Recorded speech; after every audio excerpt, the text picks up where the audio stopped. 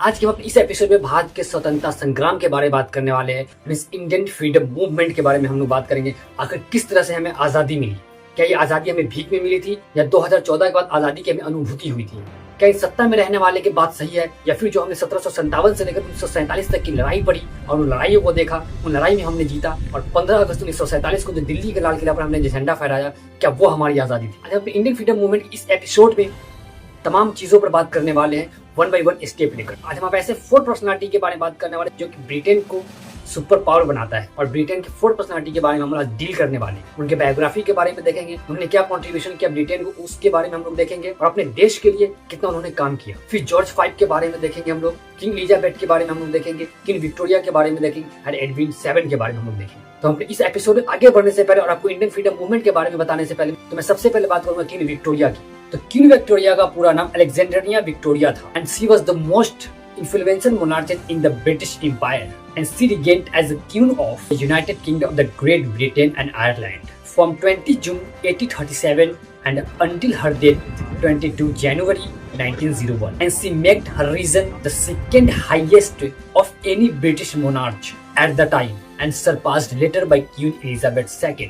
अब अगर इनके जन्म की बात करें तो इनकी जन्म 24 मई 1819 को केंसिंगटन लंदन में होती है and she grew up under a strict regiment that is known as Kensington system and the system was controlled by her mother and Sir John Canro and she had the limited freedom and contact with the outside of the world। लेकिन Victoria 18 वर्ष की उम्र में वो London की महारानी बनी।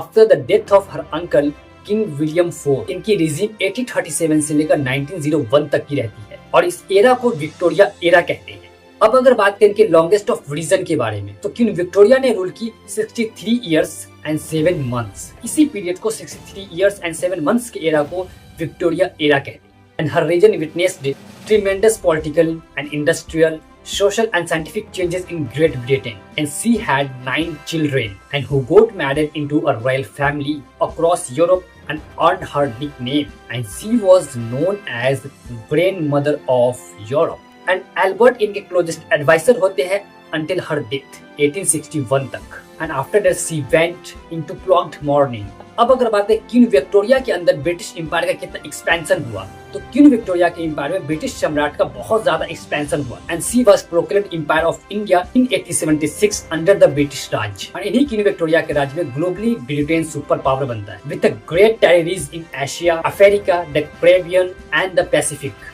अब अगर क्वीन विक्टोरिया की domestic achievement and social impact की बात तो इनके डोमेस्टिक अचीवमेंट में इनके शासन काल में इंडस्ट्रियल रिवोल्यूशंस होता है and the Victorian era was on the peak of the industrial revolutions और इसके बाद Britain workshop of the world बन जाता है। इन्हीं के शासन काल में एक्सपेंशन ऑफ रेलवे होता है और फैक्ट्री का एक्सपेंशन होता है, इंटरनेशनल ट्रेड बढ़ती है, लोग ग्लोबली बिजनेस करना शुरू करते हैं।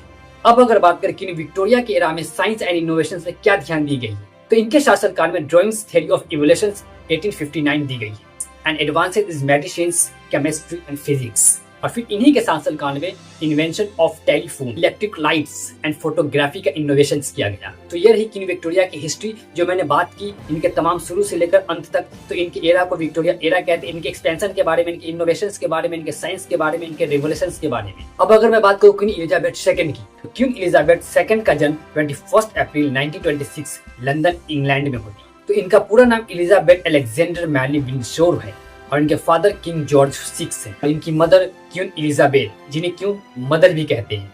अब अगर बात करें इनके गद्दी तक का सफर, आखिर ये कैसे ब्रिटिश की क्वीन बनती है और वहाँ की सम्राट बनती है। तो 1936 में अंकल ऑफ एलिजाबेथ II ने अमेरिका के डाइवर्स वीमेन से शादी करने के लिए अपनी गद्दी को छोड़ दी, तो जिसके बाद उनके फादर किंग जॉर्ज 6 ने फिर गद्दी संभाली एंड 1947 में किंग एलिजाबेथ ने prince Philip of Greece and Denmark से शादी की जो बाद में डक ऑफ एडिनबर्ग बनी। और अब अगर बात करें रानी बनने के समय बिकमिंग द क्वीन, देन उनकी फादर की मृत्यु 6 फरवरी 1952 को हो जाती और उसके बाद एलिजाबेथ II महज 25 इयर्स के ही एज में वो ब्रिटेन की महारानी बन जाती है और उनका कोरोनेशन राज्य अभिषेक 2 जून 1953 को वेस्टर्न मिनिस्टर एबी में हुआ, जो इस कोरोनेशन को पहली बार टीवी पर लाइव दिखाया गया। और इसी के साथ किंग एलिजाबेथ ने 70 साल तक ब्रिटेन पर राज्य किया 1952 से 2022 तक, जो ब्रिटिश मोनार्क्स की हिस्ट्री अब तक की सबसे लंबी अवधि वाली महारानी मानी जाती है और इनका role post world war II से लेकर 21st सेंचुरी तक चलती है। और इन्होंने 15 प्राइम मिनिस्टर ऑफ ब्रिटेन के साथ काम किया, जिसमें विंस्टन चर्चिल से लेकर लीज ट्रूस तक शामिल है। अब अगर बात करें ब्रिटिश एम्पायर का एंड और इनके कॉमनवेल्थ का उदय, तो 17 प्लस कंट्रीज में था। डायना और कार्लेस का डाइवोर्स इन्हीं के शासनकाल 1996 में होती है। फिर प्रिंस डायना की डेथ 1997 में होती है। मींस डाइवोर्स के अगले ही वर्ष उनकी डेथ हो जाती है। इन्होंने 9/11 ब्रेग्जिट एंड कोविड-19 पैंडेमिक को भी फेस किया है और इन्होंने प्लेटिनम जुबली 2022 में 17 साल का सेलिब्रेशन किया। फिर 96 वर्ष की एज पर इनका डेथ 8 सितंबर 2022 में हो गई और इनका अंतिम संस्कार जॉर्ज कैपल विंडसोर कास्टले में। फिर किंग एलिजाबेथ II के बाद इनके सन कार्लेस III ने गद्दी संभाली। अब अगर एलिजाबेथ II के इंटरेस्टिंग फैक्ट के बारे में बताऊं, तो एलिजाबेथ II ने अपने रूल के दौरान 100 प्लस कंट्रीज का विजिट किया। इन्होंने 5000 प्लस ऑफिशियली स्पीचेस दिए and she loved dogs, specially Kargil Breese, और कारगिल ब्रीस एक डॉग्स की प्रजाति का नाम है। और एलिजाबेथ II ने कोरोनेशन के बाद कभी भी रिटायरमेंट नहीं ली and she serve until her death, और उन्होंने अपने डेथ तक ब्रिटिश साम्राज्य का गद्दी संभाली और ब्रिटिश को सर्व किया। तो ये रही किंग एलिजाबेथ II की हिस्ट्री। अब अगर बात करूं किंग एडवर्ड VII की, तो इनका पूरा नाम एल्बर्ट एडवर्ड था और इनका बर्थ 9 नवंबर 1841 को बकिंगम पैलेस लंदन में हुई थी और इनका डेथ 6 मई 1910 को होती है। और एक किंग विक्टोरिया के बाद ब्रिटेन की गद्दी संभालते हैं 22 जनवरी 1901 से लेकर 6 मई 1910 तक होती है। अब अगर बात करें इनके रूलिंग टाइटल की, तो इनके ruling title king of the United kingdom of great Britain and Ireland थे और इनकी सेकंड टाइटल इंपेरर ऑफ इंडिया है, because at that time India was a part of the British Empire। अब अगर बात करें इनकी डायनेस्टी के बारे में, then House of Saxe, कैबरी एंड गोथा, और बाद में इसी हाउस का नाम किंग जॉर्ज V ने बदलकर हाउस ऑफ विंडसोर कर दिया ड्यूरिंग वर्ल्ड वॉर 1 के समय।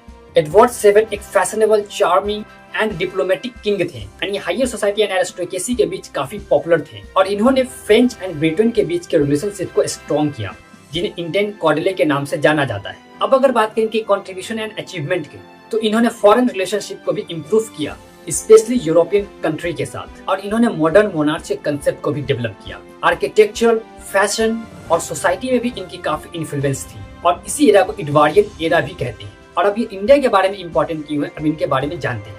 तो इंडिया इनके रूल के दौरान ब्रिटिश एम्पायर का ही भाग था और इनका इंडिया के लिए टाइटल इंपेरर ऑफ इंडिया था और ये इंडिया में ब्रिटिश क्राउन के सिंबल थे। और इन्होंने इंडिया का भी विजिट किया जब वो प्रिंस थे 1860 में एंड हार्ट अटैक के कारण 1910 में इनकी डेथ हो जाती और इनके डेथ के बाद इनके सन किंग जॉर्ज V गद्दी संभालते और एडवर्ड के डेथ के बाद यूरोप में टेंशन बढ़ने लगी, जो आगे चलकर वर्ल्ड वॉर फर्स्ट का रूप ले लेता है। तो ये रही इनकी हिस्ट्री। मैंने शुरू से लेकर अभी तक इनके तमाम हिस्ट्री की बात की, इनके एरा की भी बात की, इनके साम्राज्य की भी बात की, इन्होंने इंडिया का विजिट किया, इनकी भी हमने बात की, इन्हें टाइटल मिली थी इंपेरर ऑफ इंडिया का, मैंने ये भी बात बताया। अब अगर बात करूं किंग जॉर्ज V की, तो इनका पूरा नाम जॉर्ज फेडरिक अर्नेस्ट एल्बर्ट था। इनका बर्थ 3 जून 1865 मालबर्ग लंदन में होती है और इनकी डेथ 20 जनवरी 1936 को Sandringham house Norfolk England London में होती है और इनका शासनकाल 6 मई 1910 से लेकर 20 जनवरी 1936 तक रहती है। इनके बाद एडवर्ड VIII किंग बनते हैं, लेकिन इन्हें एब्डिकेट कर दिया जाता है। जॉर्ज VI जो एडवर्ड VIII के बाद किंग बनते हैं और ये क्वीन एलिजाबेथ II के फादर थे। अब अगर बात करें इनकी डायनेस्टी के बारे में, तो इनकी डायनेस्टी हाउस ऑफ विंडसोर, पहले इनका नाम हाउस ऑफ सैक रहते हैं, लेकिन वर्ल्ड वॉर फर्स्ट के दौरान जर्मन नाम होने के कारण किंग जॉर्ज V इसका नाम चेंज करके विंडसोर रख देते हैं और king George V entitle navy में सर्विस करते थे। अब अगर बात करें किंग जॉर्ज V के शासनकाल के दौरान कौन कौन से मेजर इवेंट्स होते हैं, तो उनमें जो सबसे पहला इवेंट होता है that is first world war, जो कि 1914 से लेकर 1918 तक चलती है, जिसमें ब्रिटेन ने जर्मन के अगेंस्ट में वॉर लड़ी थी और किंग जॉर्ज V ने ब्रिटिश के पब्लिक को मोनार्कल सपोर्ट किया था और किंग जॉर्ज V ने रॉयल फैमिली का नाम बदलकर विंडसोर कर दिया था। अब अगर सेकंड इवेंट की बात करें दैट इज रशियन रिवॉल्यूशन, जो कि 1917 में होती है। तो किंग जॉर्ज V ने अपने कजन तार निकोलस II को ब्रिटेन आने की परमिशन नहीं देते, जिसके बाद उनकी रशिया में हत्या कर दी जाती है और इसके बाद रशियन रिवॉल्यूशन शुरू होती है। अब अगर तीसरी बात करूं that is Indian freedom movement, तो इन्हीं के शासनकाल में इंडियन फ्रीडम मूवमेंट भी बहुत चरम पर होती है। जैसे इस पीरियड में गांधी जी का non cooperation movement, Simon commission का विरोध और साइमन कमीशन को काले झंडे दिखाना, इस तरह के तमाम बड़े मूवमेंट इंडिया में होते हैं। अब अगर चौथे की बात करूं तो that is statue of wind minister 1931। तो इस एक्ट के बाद ब्रिटेन कॉलोनीज जैसे ऑस्ट्रेलिया, कनाडा, न्यूजीलैंड, इन सभी कॉलोनी को अधिक सेल्फ रूल मिला। अब अगर बात करूं किंग जॉर्ज V का इंडिया विजिट करना 1911 में, तो इन्हीं के विजिट में इंडिया के दिल्ली में दिल्ली दरबार लगाई जाती है जो कि भारत में पूरे 3 बार दिल्ली दरबार लगती है। पहला 1877 में, सेकंड 1903 में एंड तीसरा 1911 में। इन्हीं 1911 में king George V India visit करते हैं और इस समय भारत के लोग भुखमरी का फेस कर रहे थे और किंग जॉर्ज V के लिए भारत में एक महान भोज का व्यवस्था की गई थी। और किंग जॉर्ज V पहले और आखिरी ब्रिटिश मोनार्च थे जिन्होंने भारत का विजिट किया और उन्होंने दिल्ली दरबार 1911 में शामिल होकर ऑफिशियली तौर पर अपने आप को इंपेरियर ऑफ इंडिया घोषित करते हैं और उसके बाद वो क्राउन पहनते हैं। और फिर इसी दिल्ली दरबार में 1911 में ही किंग जॉर्ज V ये अनाउंस करते हैं कि ब्रिटिश इंडिया की कैपिटल कोलकाता से हटाकर दिल्ली शिफ्ट की जाती और किंग जॉर्ज V के titles king of United Kingdom and emperor of India, सम्राट Hind and king of other Britain dominions like Canada, Australia and South Africa. अब अगर बात करें इनके कंट्रीब्यूशन की तो किंग जॉर्ज V ने ब्रिटिश मोनार्च को मॉडर्न में शिफ्ट किया और डेमोक्रेटिक को सपोर्ट किया और मोनार्च को पॉलिटिक्स से दूर रखा। और इंडिया सब कॉन्टिनेंट में इनके शासन काल में फ्रीडम मूवमेंट तेजी से बढ़ना शुरू हो गया और हाउस ऑफ विंडसोर का फाउंडेशन स्टोन इन्हीं के शासन काल में रखी गई। तो ये रही किंग जॉर्ज V की हिस्ट्री। तो मैंने ब्रिटेन के 4 ग्रेट पर्सनालिटी के बारे में यहाँ पर चर्चा की। अब यहाँ पर मैं इंडिया गेट के बारे में और नेताजी सुभाष चंद्र बोस के बारे में चर्चा कर। If I talk about the backdrop of India Gate canopy, India Gate was built in 1931 as a memorial of 17,000 Indian soldiers who died fighting for the British Army in the World War I. And just behind India Gate, you'll see a canopy, a domed structure. This canopy once housed the structure of the King George V. India Gate की establish 1931 में की गई थी और India gate की build करने के पीछे का मोटो ये था कि जो हमारे वर्ल्ड वॉर 1 में जो 17,000 इंडियन सोल्जर ब्रिटिश आर्मी की तरफ से फाइट कर रहे थे उसके रिमेम्बरेंस के लिए इन इंडिया गेट का निर्माण करवाया गया। अब थोड़ी सी इंटरेस्टिंग फैक्ट उस स्टैचू के बारे में जानते हैं। तो किंग जॉर्ज V की स्टैचू 26 फीट लंबी थी and that was installed under the canopy in 1936. लेकिन after independence there was growing resentment towards sample of chronicle rules. अब अगर बात करें removal of British symbolism की, तो after India independence in 1947 the statue of King George V became a sample of chronicle operations. और in finally 1968 में King George V के statue को इंडिया गेट से हटाकर कोरोनेशन पार्क दिल्ली में शिफ्ट कर दी जाती। इस पार्क में पहले से ही ब्रिटिश क्राउन की प्रतिमा थी। अब अगर बात करें installations of Netaji Subhash Chandra Bose statue. On 23 January 2022, PM Modi announced that the installation of a grand granite statue of Netaji Subhash Chandra Bose under the same canopy to honor of 125th birth anniversary of Netaji Subhash Chandra Bose. On 8 September 2022, during the renaming of Rajpath to Kartavya Path, the statue was officially installed. और नेताजी सुभाष चंद्र बोस के statue की height 28 feet थी और यह statue black granite से बनाई गई है। और नेताजी सुभाष चंद्र बोस की स्टैचू उसी जगह पर इंस्टॉल की गई है जहां पर ऑलरेडी किंग जॉर्ज V की स्टैचू थी, लेकिन उन्हें रिमूव कर वहां पर नेताजी सुभाष चंद्र बोस की स्टैचू लगाई गई। और ये इस चीज को शो करता है कि हमारे भारत के फ्रीडम फाइटर्स जिन्होंने अपने देश के लिए लड़ा और अपने देश का नाम रोशन किया और अपने देश को अंग्रेजों से फ्रीडम दिलाई, उनके रिस्पेक्ट के लिए उनकी स्टैचू को लगाई गई। और किंग जॉर्ज V के स्टैचू के आर्किटेक्चर एडविन लुटियंस थे कि इंडियन फ्रीडम मूवमेंट के जो ये कहते हैं कि आजादी हमें भीख में मिली है और आजादी की अनुभूति हमें 2014 के बाद हुई। 2014 से पहले भारत आजाद हुआ, ये नहीं सच है कि 2014 में आजादी की अनुभूति 2014 में। तो आइए उन पर कुछ नजर डालते हैं। 1757 पलासी के युद्ध से लेकर 15 अगस्त 1947 तक के सफर को। मैं बात करूं 1905 के बंगाल विभाजन का, मैं बात करूं स्वदेशी मूवमेंट का, मैं बात करूं सविनय अवज्ञा आंदोलन की, मैं बात करूं डांडी मार्च की, मैं बात करूं नॉन कॉपरेशन मूवमेंट की। इस तरह के अनेकों आंदोलन भारत में किए गए।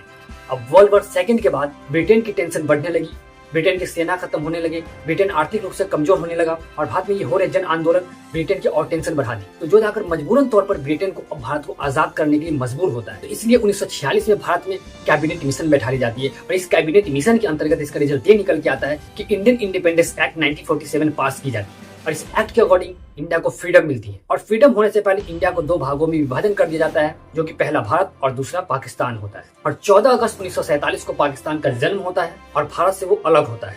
तो ये आजादी हमें कोई भीख में नहीं मिली है और नहीं इस आजादी की अनुभूति हमें 2014 के बाद हुई है। लेकिन अगर मैं ये कहूँ कि 2014 के बाद हमें आजाद देश में गुलामी की अनुभूति जरूर हुई है। कि प्रोटेस्ट में टीचरों को मारना, रोजगार मांगने पर स्टूडेंट्स को लाठीचार्ज करना, रोजगार मांगने पर टीचर्स के हाथ तोड़ना, रोजगार मांगने पर वाटर टैंक की बरसात करवाना, रोजगार मांगने पर स्टूडेंट्स को खींच खींच कर मारना, रोजगार मांगने पर किसी भी तरह के ध्यान नहीं दिया जाना, एम्प्लॉयमेंट पर किसी भी तरह के ध्यान नहीं दिया जाना, डेवलपमेंट पर किसी भी तरह के ध्यान नहीं दिया जाना, और चातु पत्रकारिता करने में और सिर्फ भारत के लोगों को हिंदू और मुस्लिम में बांट कर रखना, जो कि अपना राज किया जा सके और यहाँ पे फूट डालो और शासक करो नीति को अपनाया जा सके। तो यह कहना बिल्कुल भी गलत नहीं होगा कि भारत को 2014 के बाद गुलामी की अनुभूति जरूर हुई, लेकिन ये आजादी हमें कोई भीख में नहीं मिली है, अनैया को हमें थाली में परोस के दिया है। इन आजादी के लिए हमने बहुत सारी कुर्बानियां दी हैं। हम अपने लाखों लाख भाइयों की कुर्बानियां देखे हैं, उस माँ की गोद छीनते हुए देखे हैं, किसी का सुहाग गुजरते हुए देखे हैं, फिर जाकर कई मुद्दतों के बाद, कई शिद्दतों के बाद हमें ये आजादी मिलती है। लेकिन शर्म आनी चाहिए वैसे नेता को, वैसे पॉलिटिशियन को, जो कि ये कहते हैं कि आजादी हमें 2014 के बाद मिली। जब भारत के first prime minister Pandit Jawaharlal Nehru तो मिडनाइट 14 अगस्त 1947 को ये स्पीच देते ट्रस्टी एंड डेंसिटी के अकॉर्डिंग,